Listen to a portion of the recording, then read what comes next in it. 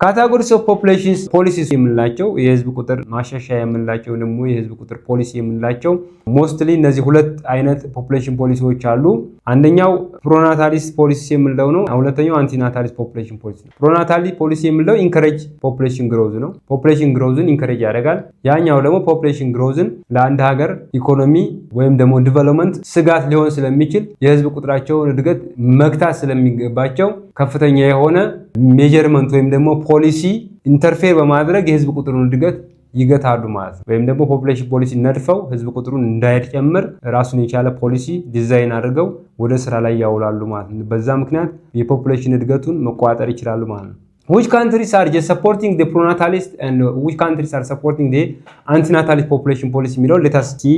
pronatalist policies ዋና ዓላማው ምንድነው? ፈርቲሊቲውን ማሳደግ ነው። ሰፖርት ማለት እዚህ ጋር በርዝ የምንለው ወይም ደግሞ ውልደት የምንለውን ሰፖርት ያደርጋል። ወይራዝ ያኛው አንቲናታሊስት የምንለው ግን ይሄንን በርዝ እንዲፈጠር አይፈልግም። እዚህ ጋር ሰፖርትስ the births example like mostly developed country የምንላቸው እንደነ ጀርመኒ፣ ፍራንስ፣ ስዊድን፣ ኢታሊ፣ ስፔን and others 88 countries worldwide mostly above 88 countries in the world they are supporting these pronatalist policies ማለት የህዝብ ቁጥር እድገታቸው ብዙን ጊዜ የቀነሰ የሚመጣባቸው ጊዜ ለወርከርስ ወይም ደግሞ ለሌበር ስለሚያስፈልግ ፕላስ እንደገና ደግሞ ከፍተኛ የሆነ ለወታደራዊም ይሁን ለተለያዩ የህዝብ የሚያስፈልግበት ስራ ላይ ስለሚያስፈልጋቸው ማህበረሰቡ ምን ያደርጋል ማለት በርዝ ሬቱ እንዲጨምር ወይም ሰፖርት ያደርጉታል ኢንከሬጅ ያደርጉታል ማለት እንዲወለድ ህዝብ ቁጥር እድገት እንዲጨምር። ምን አይነት ስትራቴጂዎች ይጠቀማሉ ነው የሚለው ኢንሴንቲቭስ የምንላቸው የህዝብ ቁጥር እድገቱን ለመጨመር ምን ይጠቀማሉ? ማተርኒቲ ፔይ ኤንድ ቤኔፊትስ። አሁን ለምሳሌ ይሄ የእርግዝና ወቅት ላይ ማተርኒቲ ፔይ ወይም ደግሞ አንድ ሴት በምትወልድበት ሰዓት ከፍተኛ የሆነ ምን ይከፈላል ማለት ክፍያ ስለወለደች ማተርኒቲ ፔይ ይከፈላል ማለት። ቻይልድ ኬር ሰፖርት ህፃናቶችን መደገፍ ሰፖርት ማድረግ እነዚህን ነገሮች እንደ ኢንሴንቲቭ ያደርጋሉ። ሌላው ሃውሲንግ ሎዋንስ ታክስ ኢንሴንቲቭስ መኖሪያ ቤት መስጠት ወይም ደግሞ ሎዋን ማመቻቸት እነዚህ ነገሮች ሰፖርት ያደርጉታል ብሎ ስለሚያስብ የህዝብ ቁጥር እድገት እንዲጨምር።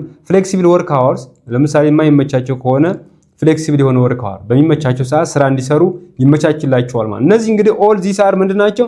they are supporting what በርዝ ማለት በርዝን ሰፖርት የሚያደርጉ ናቸው ማለት ነው። ዛዘር አንቲናታሊስት ፖሊሲ to the opposite of that one የዚህኛው ተቃራኒ ምንድነው?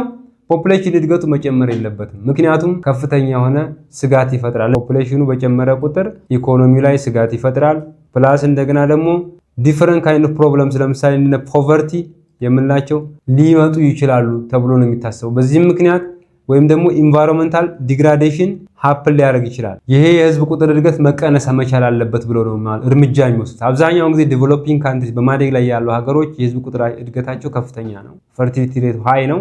በዚህ ምክንያት ወዳልተፈለገ ፕሮብለምስ የሚገባበት መንገድ አለ ማለት። እነዚህ ዴቨሎፒንግ ካንትሪዎች ላይ ከፍተኛ የሆነ ረሃብ ይፈጠራል ወይም ደግሞ ፖቨርቲ ችግር፣ ድርቅ፣ የተለያዩ ነገሮች በሚከሰትበት ምክንያት ፖፑሌሽኑ ምን ይሆናል ማለት ነው? ይጎዳል። ያለው ሪሶርስ ካለው የህዝብ ቁጥር ጋር የማይመጣጠን ከሆነ ምን አይነት ፖሊሲ ወስዳሉ ማለት የህዝብ ቁጥር እድገት የሚቀንስ ፖፑሌሽን ፖሊሲ ነው የሚከተሉት ማለት። So what is the goal of this antinatalist population policy? It reduces fertility and population growth. Example ቻይና ከዚህ በፊት ምን ወስዳ ነበር? ዋን ቻይልድ ፖሊሲ ተከትላ ነበር። ቻይና ወደ ከዴቨሎፒንግ ካንትሪ ወደ ዴቨሎፕድ ካንትሪ በምትመጣበት ሰዓት ምንድነው የሆነችው ማለት ነው? ይቺ ኒውሊ ዴቨሎፕድ ካንትሪ ከምንላቸው ውስጥ አንዷ ናት ቻይኒዝ። የህዝብ ፖፑሌሽን ፖሊሲዋ ከፍተኛ ስለነበረ የህዝብ ቁጥር እድገቱ ከፍተኛ ስለነበረ የህዝብ ቁጥር እድገት ለመቀነስ አንድ ሰው አንድ ልጅ ብቻ እንዲወልድ ነው። አንድ ፋሚሊ አንድ ልጅ ብቻ እንዲወልድ ዋን ቻይልድ ፖሊሲ ዲዛይን አድርጋ ነበር ማለት ነው። ፕሮሞት በርዝ ኮንትሮል ኤንድ ፋሚሊ ፕላኒንግ ቱ ሎወር ቶታል ፈርቲሊቲ ነው የሚለው። ሳም ካንትሪስ ስዊች ቢትዊን ፕሮ